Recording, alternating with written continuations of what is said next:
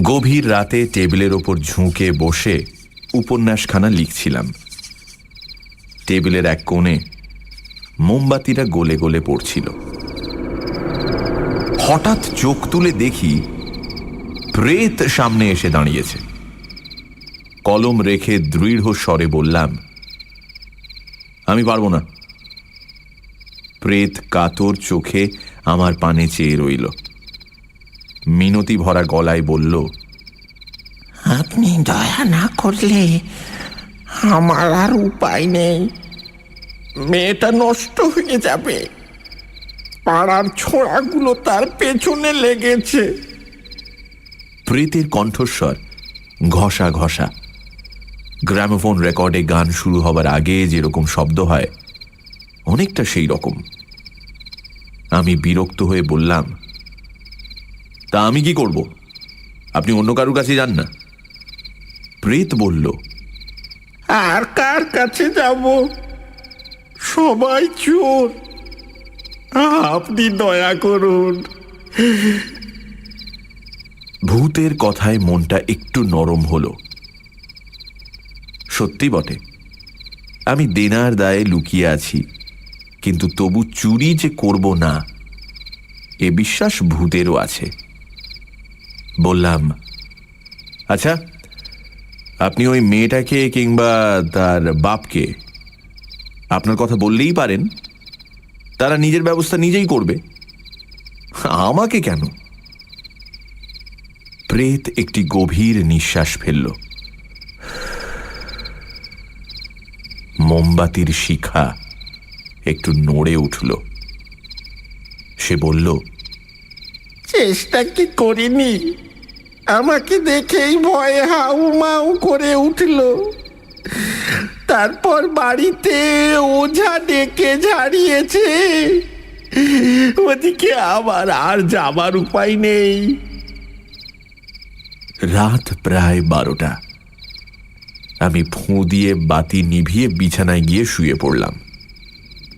প্রেত সঙ্গে সঙ্গে এসে তক্তপোষের পাশে বসল। করুণ স্বরে বলল, দয়া করুন, আপনার কল্যাণ হবে। বড় বিপদে পড়েছি। আমি একজন সাহিত্যিক, বাজারে নাম হয়েছে, কিন্তু নাম হলেই সাহিত্য বাজারে টাকা হয় না। ফলে একদিন যারা বন্ধু ছিলেন তারা মহাজন হয়ে দাঁড়িয়েছেন, আমাকে দেখলেই মুখ ভার করেন কিংবা তাগাদা করেন। বন্ধুত্বের দাক্ষিণ্য যখন একেবারে শুকনো হয়ে গেল, তখন স্থির করলাম কলকাতা থেকে অন্তত কিছুদিনের জন্য গা ঢাকা দেব। ভাগ্যক্রমে একজন প্রকাশক একটি উপন্যাস লেখার বরাত দিলেন। কিছু অগ্রিমও আদায় করলাম। সেই অগ্রিমের টাকা নিয়ে কলকাতা থেকে সরে পড়েছি এবং পশ্চিমবঙ্গের একটি শহরে জীর্ণ খোলার ঘর ভাড়া নিয়ে বাস করছি। উপন্যাস শেষ না হওয়া পর্যন্ত ফিরব না। আমার খোলার ঘরের জানলা ভাঙা, খাপড়ার ছাউনিও ছেঁড়া। আসবাবের মধ্যে পোকায় কাটা তক্তপোষ, নড়বড়ে টেবিল ও একটি টুল। যিনি ঘরটি ভাড়া দিয়েছেন তিনি পাশেই পাঁচিল ঘেরা মস্ত বাড়িতে থাকেন। মহাজনী কারবার আছে। এ জগতে মহাজনী কারবার কিংবা বই প্রকাশের ব্যবসা না করতে পারলে বেঁচে সুখ নেই। মহাজন নিকুঞ্জবাবুর চোখ দুটি বড় সন্দেহপ্রবণ। 1 মাসের ভাড়া আগাম নিয়ে থাকতে দিয়েছেন। অল্প দূরে একটি সস্তা রেস্তোরাঁ, সেখানেই খাওয়া দাওয়ার ব্যবস্থা করেছি। প্রথম 3 দিন বেশ নির্বিঘ্নে কেটে গেল। উপন্যাস লেখা শুরু করে দিয়েছি। খোলার ঘরে যে উপদেবতার যাতায়াত আছে তা জানতে পারিনি। চতুর্থ দিন রাতে আলো নিভিয়ে শুতে গেলাম। আমার অভ্যাস, বিছানায় শুয়ে একটি বিড়ি সেবন না করলে ঘুম আসে না। দেশলাই জ্বালতেই চোখে পড়ল কে একজন তক্তপোষের পাশে বসে আমার দিকে এক দৃষ্টে চেয়ে আছে, দুটো আগ্রহ ভরা চোখ। চমকে বলে উঠলাম, কে? সঙ্গে সঙ্গে মূর্তিটা মিলিয়ে গেল। আবার দেশলাই জ্বাললাম, কেউ নেই। ভাবলাম ভুল দেখেছি, অনেকক্ষণ ধরে লিখলে এমন হয়, চোখের ভ্রান্তি।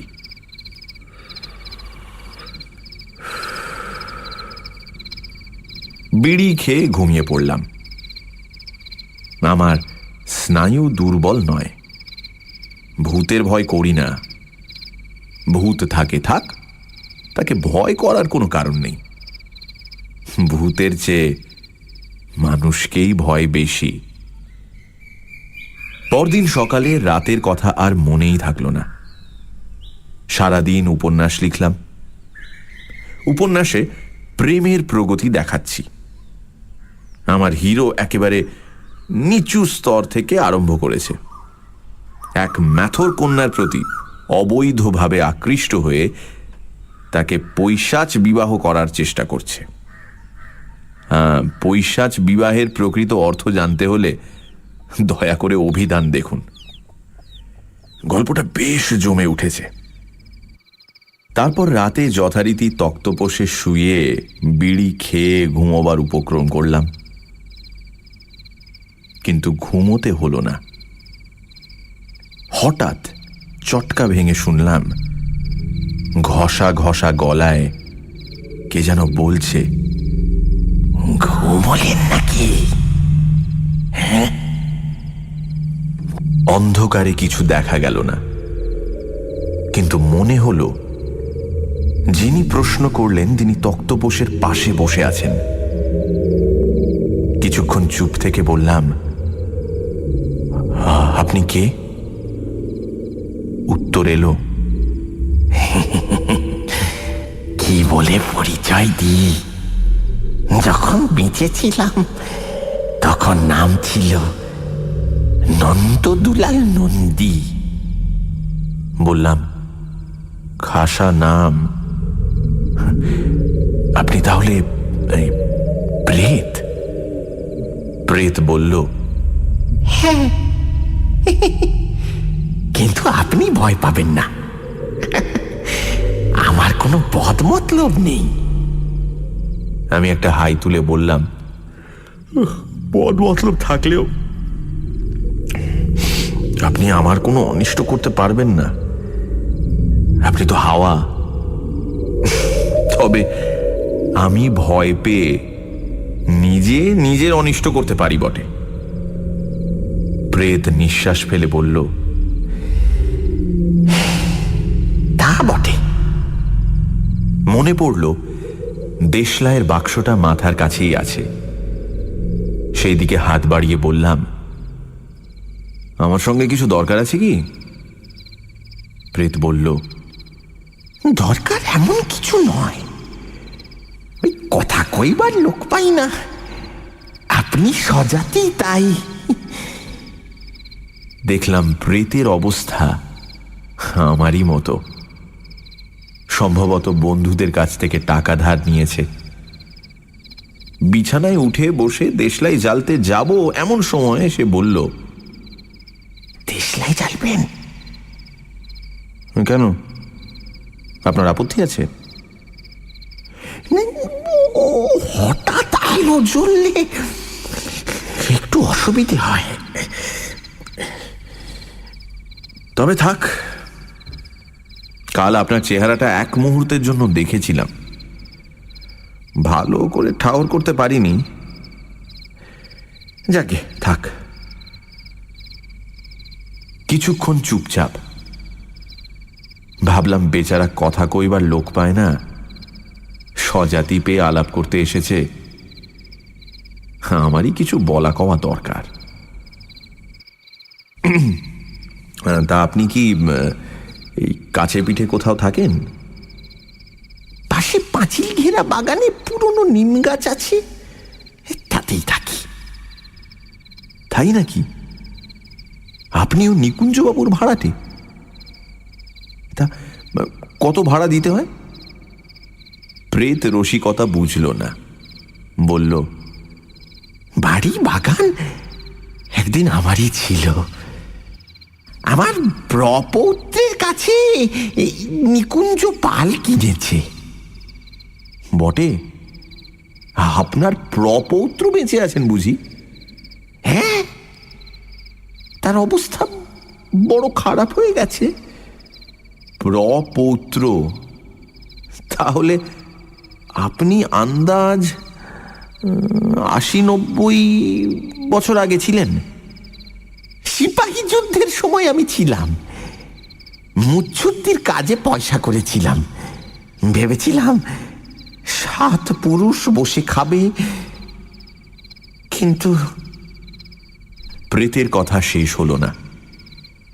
আমি অভ্যাসবশত অন্যমনস্কভাবে একটি বিড়ি মুখে দিয়ে ফস করে দেশলাই জ্বাললাম। প্রেতের ভয় পাওয়া চেহারাখানা ক্ষণিকের জন্য দেখা গেল, তারপর সে হাওয়ায় মিলিয়ে গেল। আবার হয়তো আসবে ভেবে কিছুক্ষণ বসে বিড়ি টানলাম, কিন্তু প্রেত আর এলো না। তারপর কয়েক রাত তার দেখা পাইনি। এদিকে আমার উপন্যাস দ্রুত এগিয়ে চলেছে। হিরো এখন এক রজককন্যার কৌমার্যহানির উদ্যোগ করছে। এরপর আসবে গোপ কন্যা। স্থির করেছি এইভাবে ধাপে ধাপে তুলে হিরোকে এক সিনেমার অভিনেত্রীর সঙ্গে বিয়ে দিয়ে ছাড়ব। উপন্যাসের নাম রেখেছি স্বর্গের সিঁড়ি। সেদিন রাতে খাওয়া দাওয়ার পর বাতি জ্বালিয়ে লিখতে বসেছিলাম। খুব মন লেগে গিয়েছিল, তাই সময়ের কোনো হিসেব ছিল না। মনোজগতে নিরঙ্কুশ ভ্রমণ করতে করতে হঠাৎ পা পিছলিয়ে শক্ত মাটিতে ফিরে এলাম। দেখি টেবিলের অপর পারে দাঁড়িয়ে প্রেত মিটিমিটি হাসছে।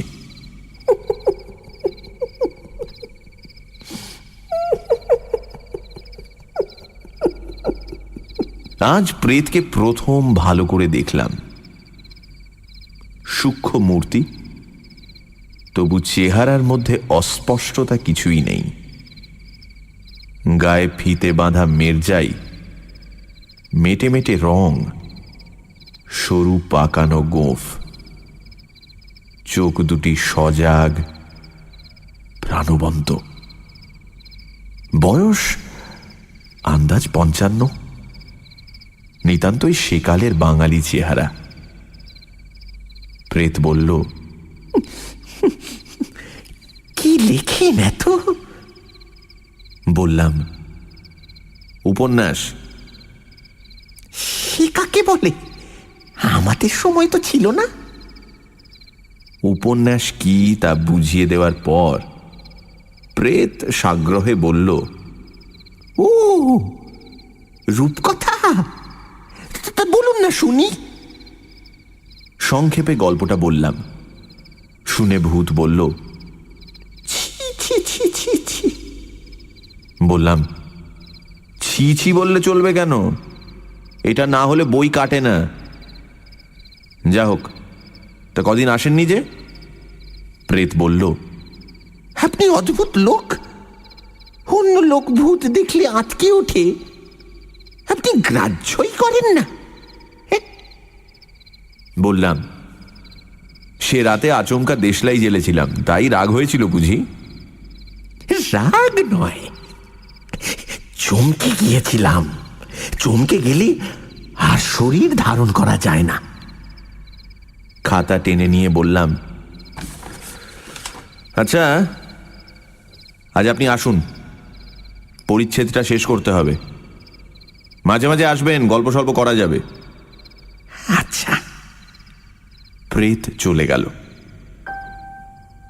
তারপর প্রেত প্রায় প্রতি রাতেই আসে। কিছুক্ষণ গল্পগুজব হয়, তারপর আসুন বললেই হাওয়ায় মিলিয়ে যায়। এ আমার সাপে বর হয়েছে। এখানে এসে মানুষ প্রতিবেশীর সঙ্গে ইচ্ছে করেই আলাপ পরিচয় করিনি। তার পরিবর্তে যা পেয়েছি তা মোটেই অবাঞ্ছনীয় নয়। প্রেতের সঙ্গে যতটুকু ইচ্ছা মেলামেশা করি, স্বাদ মিটলেই তাকে চলে যেতে বলি, সে চলেও যায়। মানুষ প্রতিবেশীকে এত সহজে তাড়ানো যেত না। ঘন্টা ধরে থাকেন তিনি সৎ প্রসঙ্গ আলোচনায়। আমার ভূতই ভালো। একদিন ভূত জিজ্ঞাসা করল, আচ্ছা, আপনি সংসার করেছেন? বললাম, সংসার মানে বিয়ে? সর্বনাশ, একলা শুতে ঠাঁই পাই না, শঙ্করাকে ডাকে। ও কাজটি আমাকে দিয়ে হবে না। ভূত একটু হাসল। কিছুক্ষণ যেন অন্যমনস্ক থেকে হঠাৎ বলল, দেখুন, আপনার সঙ্গে কদিন মেলামেশা করে বুঝেছি আপনি সজ্জন, চোর ছ্যাঁচর নন। আমি অনেক দিন থেকে আপনার মতো একজন মানুষ করছি। আমার একটি অনুরোধ আছে, আপনাকে রাখতে হবে। ভূত যে নিছক আমার সঙ্গ লাভের জন্য নয়, একটা মতলব নিয়ে আমার কাছে ঘোরাঘুরি করছে, তা এতদিন বুঝতে পারিনি। বোঝা উচিত ছিল।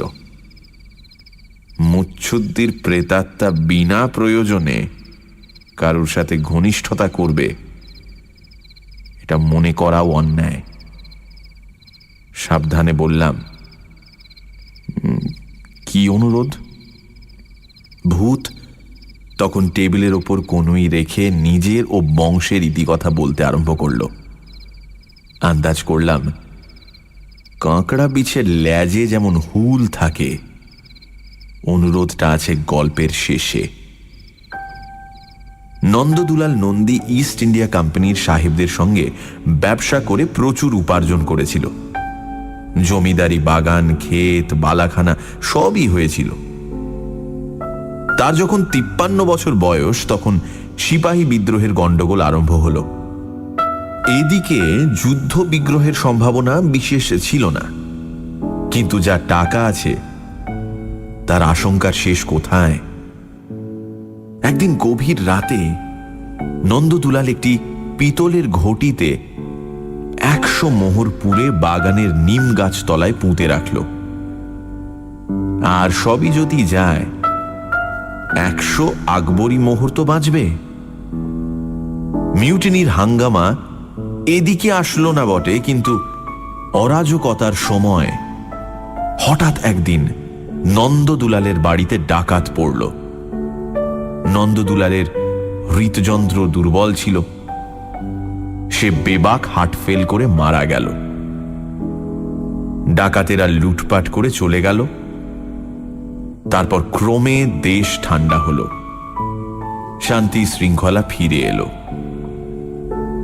নন্দদুলাল হিসেবি লোক ছিল, তাই তার আমলে চাল বেশি বাড়তে পায়নি।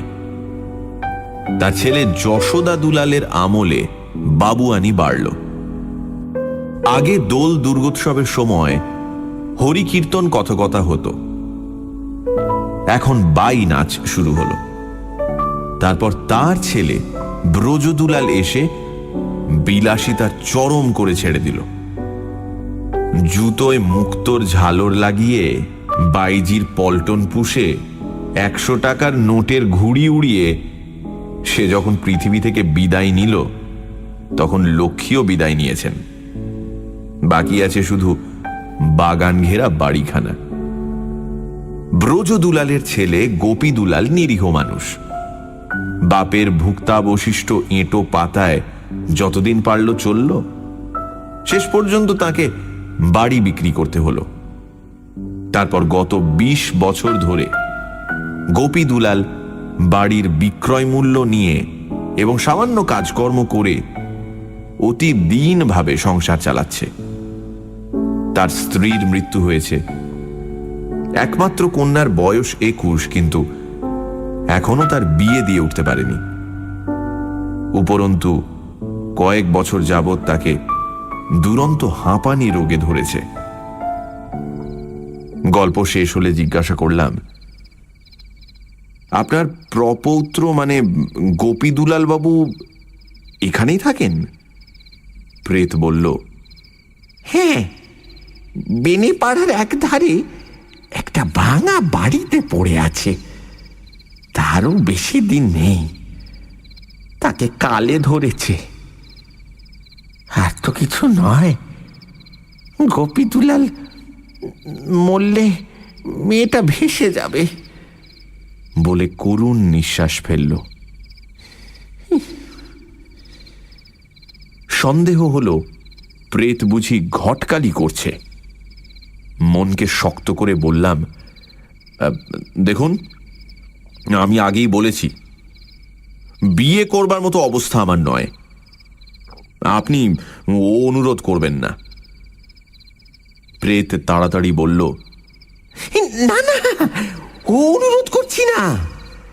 আমি বলছিলাম, আপনি যদি দয়া করে মোহরগুলো গোপীদুলালের কাছে পৌঁছে দেন, তাহলে সেই মেয়েটার বিয়ে দিয়ে মরতে পারে।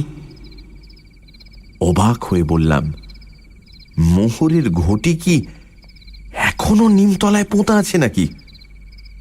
প্রেত বলল, হ্যাঁ, মরার আগে কাউকে বলে যেতে পারলাম না। যেমন পুঁতেছিলাম তেমনই পোঁতা আছে, তাই তো নিম গাছ ছাড়তে পারি না। কিছুক্ষণ স্তম্ভিত হয়ে বসে রইলাম। আশ্চর্য এই যে ভূতের কথায় তিল মাত্র অবিশ্বাস জন্মালো না। 100 আকবরী মোহর। আকবরী মোহরের দাম কত জানি না, কিন্তু বর্তমানকালে 100 মোহরের দাম 10,000 টাকার কম হবে না। ক্ষীণ কণ্ঠে বললাম, এত সোনা, এর দাম যে অনেক। ভূত বলল, সেই জন্যই তো কাউকে বিশ্বাস করতে পারিনি। আপনি ভরসা। চমকে উঠলাম। আমি আমি কি করব? ভূত মিনতির স্বরে বলল, ঘটিটা খুঁড়ে বার করতে হবে। বেশি খুঁড়তে হবে না, হাতখানে খুঁড়লেই পাওয়া যাবে।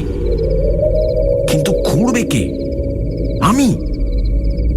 ভূতের চোখ নীরবে অনুরোধ জানালো। আমি চটে গিয়ে বললাম, বেশ ভূত তো আপনি, ও বাগান এখন নিকুঞ্জ পালের দখলে, সে আমাকে খুঁড়তে দেবে কেন? আর আমি বা তাকে বলবো কি? বলবো, মশাই, আপনার বাগানে মোহর পোতা আছে, তাই খুঁড়তে এসেছি, এটি বলবো? ভূত বলল, না না, আপনি দিনের বেলা যাবেন কেন? দুপুর রাতে চুপি চুপি পাঁচিল ডিঙিয়ে নিম গাছটা বাড়ি থেকে অনেক দূরে, বাগানের এক কোণে। রাতে বাগানে কেউ থাকবে না।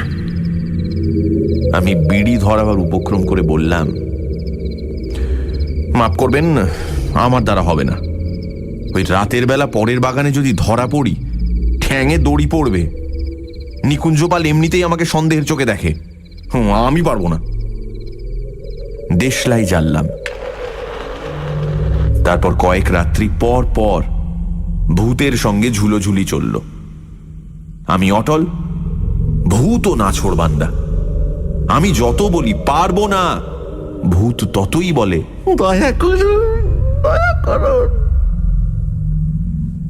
যে রাতে দৃশ্য নিয়ে আরম্ভ করেছিলাম, তারপরও কয়েক রাত কেটে গেল। হঠাৎ দেশলাই জ্বালিয়ে ভূতকে তাড়াবার চেষ্টা করলাম, কিন্তু ভূতের এখন দেশলাই অভ্যেস হয়ে গেছে। কিছুক্ষণের জন্য অদৃশ্য হয়ে গেলেও আবার ফিরে আসে এবং কাতর কণ্ঠে বলে, দয়া করুন, দয়া করুন, সৎ বংশের মেয়ে নষ্ট হয়ে যাবে।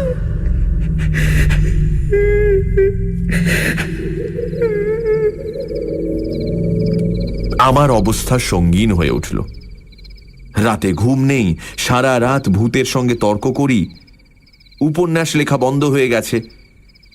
একদিন মরিয়া হয়ে বললাম, "উফ, বেশ, রাজি আছি, কিন্তু আমাকেও মোহরের ভাগ দিতে হবে।" ভূত মুচ্ছুদ্দি। সে খানিক বিবেচনা করে বলল, বেশ, আপনি 5% দালালি পাবেন, 5খানা মোহর আপনার। হ্যাঁ। অতঃপর আর না বলবার উপায় রইল না। 5খানা মোহর মানে 500 টাকা। 500 টাকার জন্য অতি বড় দুঃসাহসিক কাজ করবেন না এমন সাহিত্যিক কজন আছেন? আমার দুঃখ এই যে বাকি 95টি মোহর হজম করতে পারবো না। পেটের দায়ে কুৎসিত উপন্যাস লিখি বটে, কিন্তু চুরি করতে পারবো না। তাছাড়া চুরি করে যাব কোথায়? নন্দদুলাল মুচ্ছুদ্দির হাত এড়াবো কি করে? রাত 2:30টার সময় প্রেতের পেছন পেছন বাইরে গেলাম। আকাশে কৃষ্ণপক্ষের এক ফালি চাঁদ ছিল। তারই আলোয় পাঁচিল টপকিয়ে নিকুঞ্জ পালের বাগানে ঢুকলাম। ভূত দেখে যা হয়নি তাই হলো। বুকের ভিতর দুমদাম শব্দ হতে লাগলো। ভূত দেখিয়ে দিল এক জায়গায় কয়েকটা কোদাল শাবল পড়ে রয়েছে। একটা কোদাল তুলে নিলাম। ভূত পথ দেখিয়ে নিম গাছ তলায় নিয়ে গেল। নিম গাছ তলায় একটা জায়গায় আঙুল দেখিয়ে ভূত কোমরে হাত দিয়ে দাঁড়িয়ে তদারকি করতে লাগলো। আমি খুঁড়তে আরম্ভ করলাম। চারিদিকে নিশুতি, কোথাও সাড়া শব্দ নেই। মনে হলো আমিও মানুষ নই, কোন সূক্ষ্ম জগতের বাসিন্দা। আধ ঘন্টার মধ্যে ঘটি নিয়ে নিজের ঘরে ফিরে এলাম। ঘটির গায়ে সবুজ রঙের কলঙ্ক, কিন্তু ভেতরে 100 নিষ্কলঙ্ক আকবরী মোহর ঝকমক করছে। ভূত আত্মাভিমান সহ একটা ভুরু তুলে বলল, কি বলেছিলাম? আমার গায়ে তখন কালঘাম ঝরছে। ফস করে দেশলাই জ্বালিয়ে আমি একটা বিড়ি ধরালাম। ভূতকে বেশি আশকারা দেওয়া ভালো নয়। পরদিন সকালবেলা আবার ঘটি খুলে দেখলাম স্বপ্ন নয়, মায়া নয়, মতিভ্রম নয়, সত্যি 100 মোহর। তার ভেতর থেকে 5টি মোহর সরিয়ে রেখে 95টি পুঁটলিতে বেঁধে নিয়ে বাইরে বেরোলাম। আর দেরি নয়। সোনার মোহ বড় মোহ, বেশিক্ষণ কাছে রাখলে হয়তো লোভ সামলাতে পারবো না। বেনেপাড়ার এক প্রান্তে গোপী দুলালের বাড়ি খুঁজে বার করলাম। নোনা ধরা চটা ওঠা বাড়ি। তার সামনে ঝাঁকড়া চুলো একটি ছোকরা শীষ দিতে দিতে পায়চারি করছে। আমি দরজার কড়া নাড়তেই ছোকরা আমার দিকে তীক্ষ্ণ দৃষ্টি ছুঁড়ে কেটে পড়ল। একটি মেয়ে এসে দরজা খুলে দিল।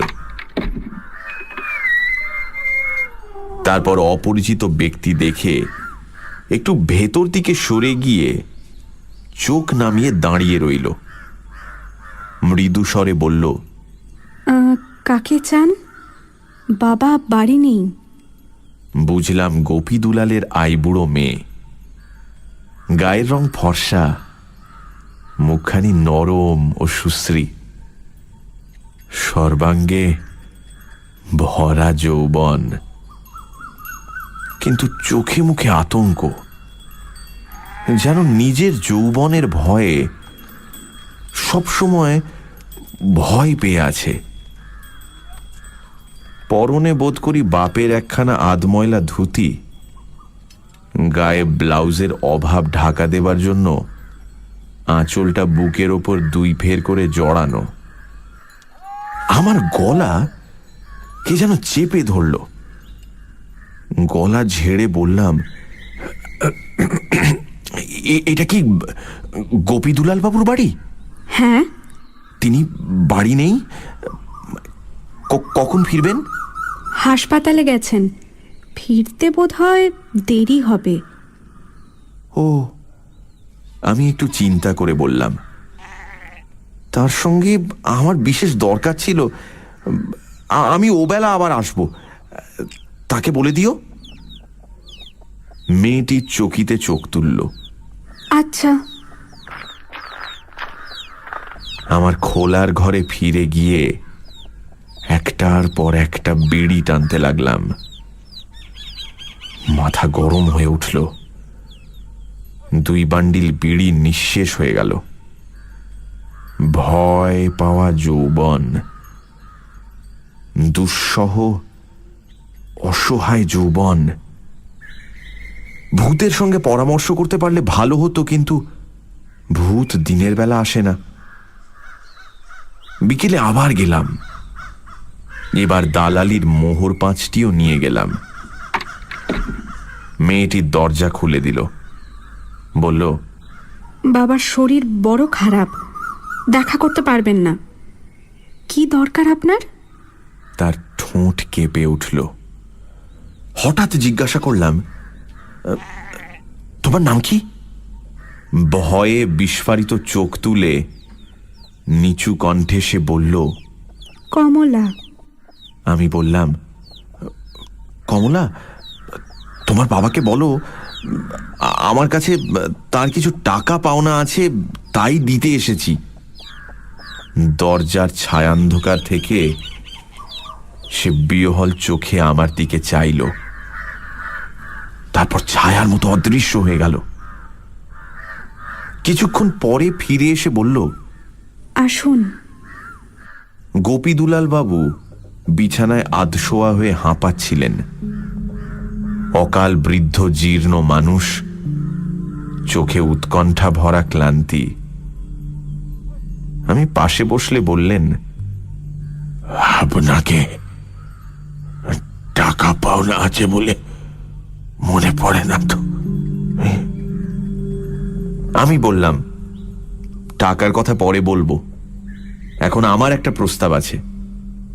আমি আপনার স্বজাতি ভদ্র সন্তান, আপনার মেয়েকে বিয়ে করতে চাই। গোপী দুলাল দিশাহারা হয়ে গেলেন। আমি বিস্তারিতভাবে নিজের পরিচয় দিলাম।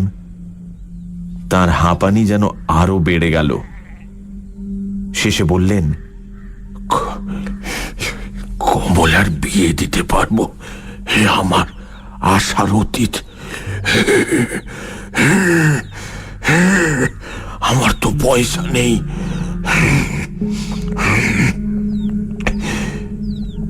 আছে বই কি, এই যে, বলে আমি পুঁটলি খুলে 100 মোহর তার সামনে ঢেলে দিলাম।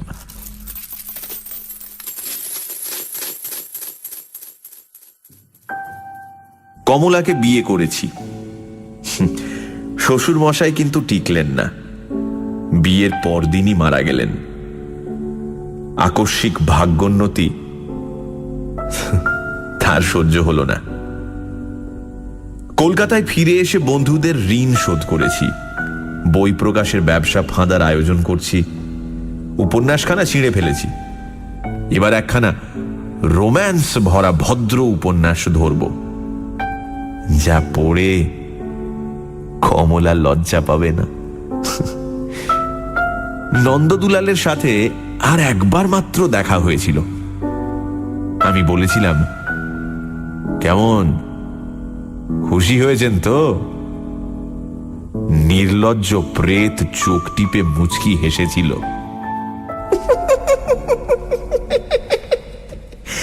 দালালি একটু বেশি নিয়েছ।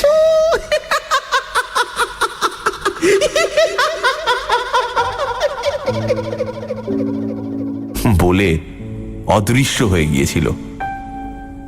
ভূতের কৃপায় আমার ভবিষ্যৎ এখন বেশ উজ্জ্বল।